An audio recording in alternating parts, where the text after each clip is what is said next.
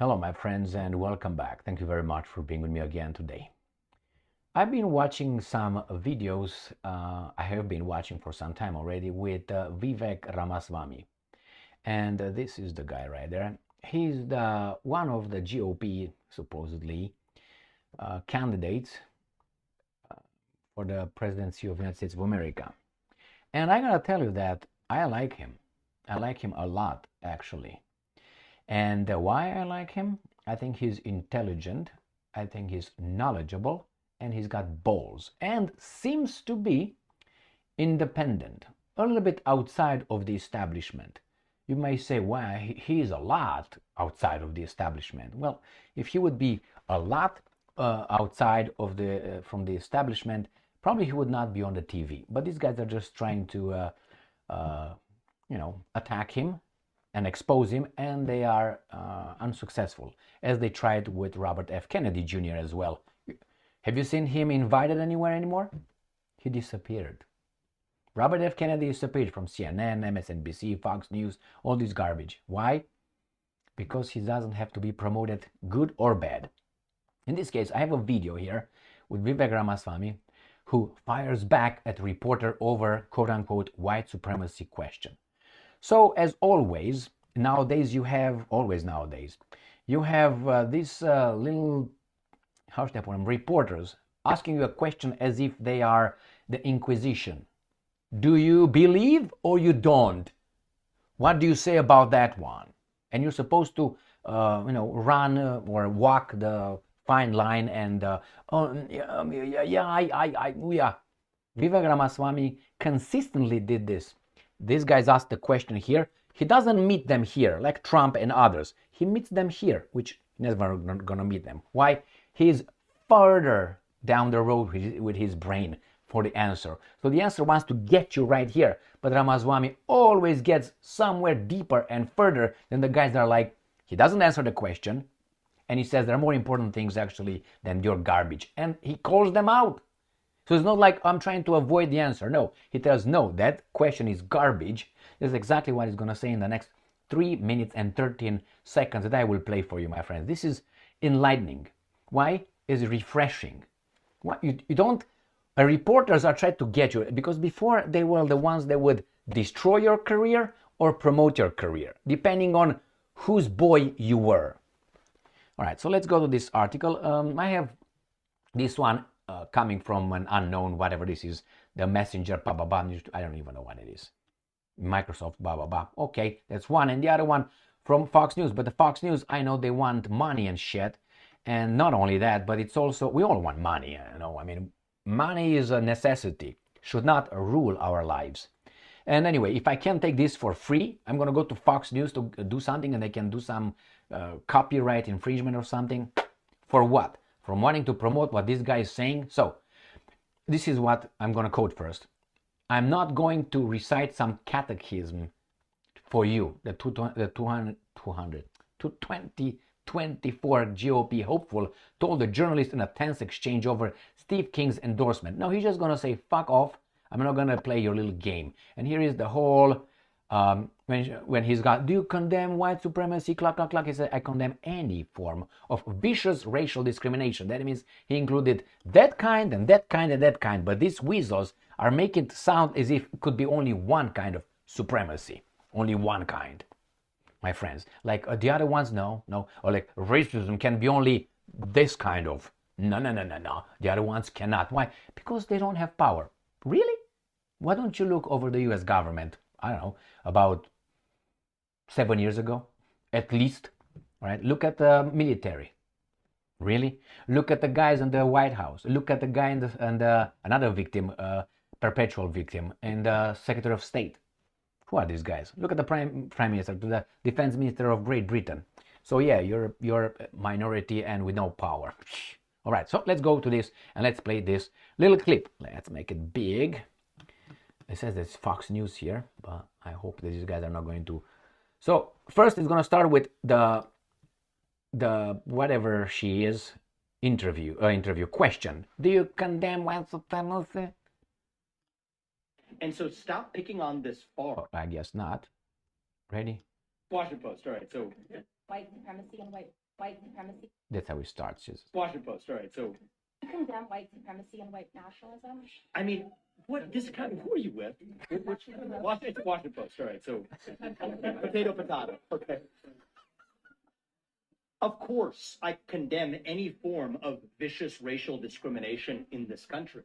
But I think that the presumption of your question is fundamentally based on a falsehood that really is the main form of racial discrimination we see in this country today. Institutionalized racism is institutionalized racial discrimination that we see that doesn't come from somehow discriminating against people on the basis of some tenet of white supremacy. It's based on affirmative action. It's based on actually discriminating against people on the color of their skin in a way that's actually institutionalized today. Was there a point in our history, at points in our prior national history, where there have been vicious forms of anti-black or anti-brown discrimination throughout this country after the Civil War and otherwise? Yes. But you're looking in the rearview mirror and using that to pose a question today that is so far removed from what the reality is in America today. This myth of white supremacy, the closest you can find is Jussie Smollett, where you all were actually, speaking of trust in the media, jumping up and down over some false narrative. The best way you're able to find your best instance of white supremacy was a guy who was actually paying his other fellow people to be actually staging something that didn't happen. And so stop picking on this farce of some figment that exists at some infinitesimally small fringe of the American public today to open our eyes to the actual real threats that we face. And I think that it's frankly questions and framings like that that has caused the American public to lose all trust in the mainstream media, I'm sorry to say, for good reason. You didn't say that you condemn white supremacy, though. I'm not going to cite some catechism for you. I'm against vicious racial discrimination in this country. So I'm not pledging allegiance to your new religion of modern wokeism, which absolutely fits the test. I'm not going to bend the knee to your religion. I'm sorry. I'm not asking you to bend the knee to mine, and I'm not going to bend the knee to yours. But do I condemn vicious racial discrimination? Yes, I do. Am I going to play your silly game of gotcha? No, I'm not. And frankly, this is why people have lost trust. And I know you're going to go print the headline tomorrow. I already know this. We already know how your game works. Vivek Ramaswamy refuses to condemn white supremacy because you asked a stupid question. The reality is, I condemn vicious racial discrimination in this country, but the kind of vicious and systematic racial discrimination we see today is discrimination on the basis of race in a very different direction. You want to know what the best way is to end discrimination on the basis of race? Stop discriminating on the basis of race. Do that, and we're going to move this country forward. And I don't care whether you're black or white or brown or anything in between. That's how we're going to unite this country. You people have been responsible for dividing this country to a breaking point, creating a projection of national division. I meet people from the south side of Chicago to meetings like this one of every shade of melanin, multiple, from man to woman, doesn't make a difference, who are hungry for reviving unity in this country. And you, with your catechism that you try to get as politicians to whatever fake headline you're going to print on the basis of this conversation tomorrow, that's what's dividing this country to a breaking point. Shame on you. Look people in the eye and tell them what you've actually failed to tell them for the last 5 years. Own the accountability for your own failures as the media. That's how we rebuild trust in this country. And until then, I don't have a lot of patience to play the games. wow, wow, wow. Now, however we want to look at this guy, let's try to little unpack the whole thing. So he says, I condemn any form. The same thing we remember with Black Lives Matter. Yeah, they matter. Do they matter than others? No. It's the same way. Otherwise, you would bring some better than the other ones. Separate but equal? What is this? So again, the same. You couldn't say that, which we know that it doesn't mean that you say, if you say Black Lives Matter of Brown Lives Matter, you eliminate everybody else. You just make a point of that particular situation that you have at hand. But you should be able to say, no, all lives matter, because they all do. But on the other hand, if you look at how this nature functions, it really doesn't care about lives. Why? Children die in infancy. No, we got all kind of diseases.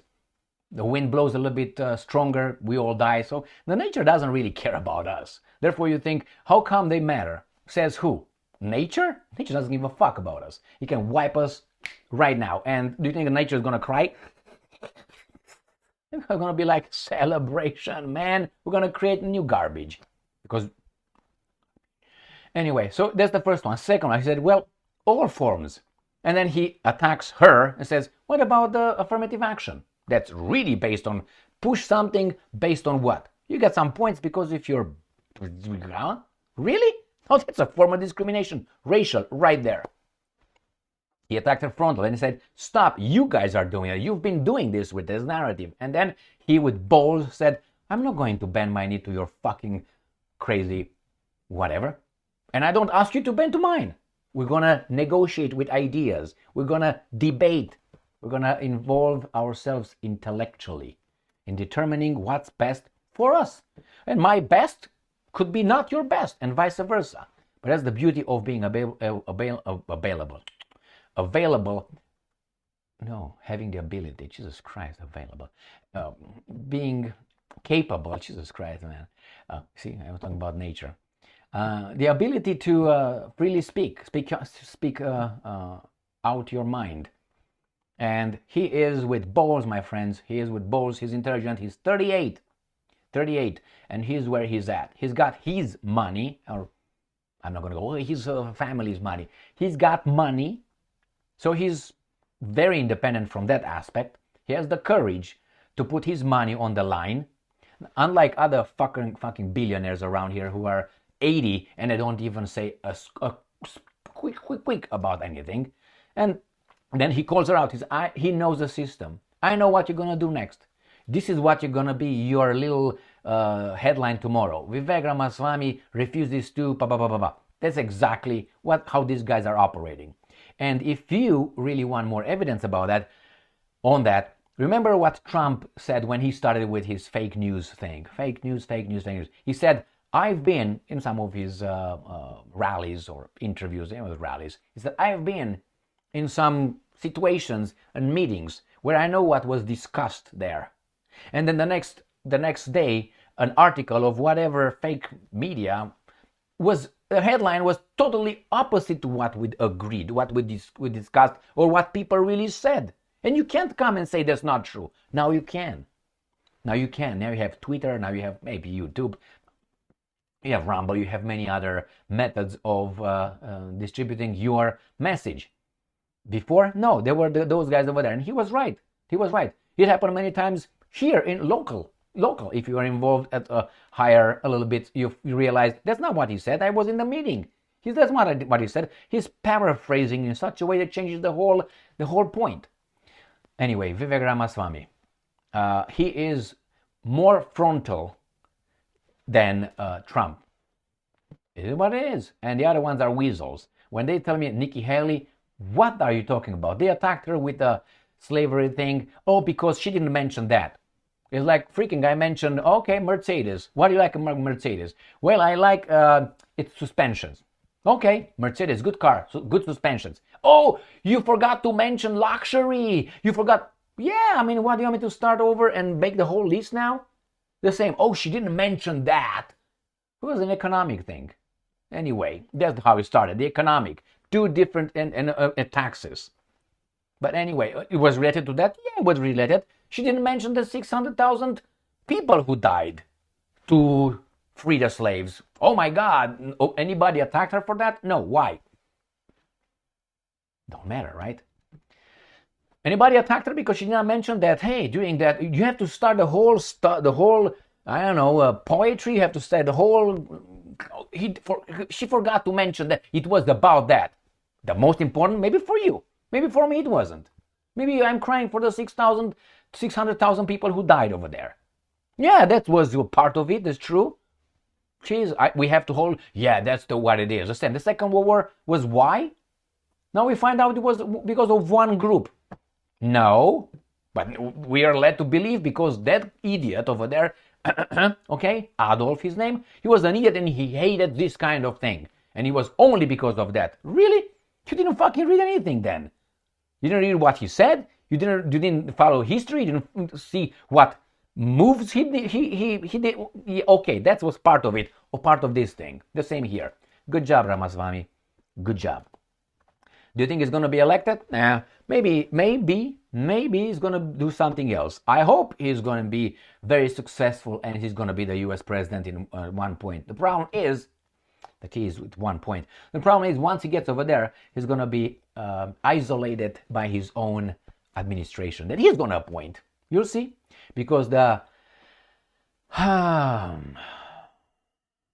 people around him, those bureaucrats, they have their agenda and they are on the payroll. They're part of the marsh, not swamp, marsh. So you can bark your orders. If they are insubordinate, what are you going to do? Change them? The same garbage is going to be over there. Unless you know everybody from point A to Z. You'd rather do it yourself then. Thank you very much for being with me again today. Stay strong, stay smart, look for the truth, and be just.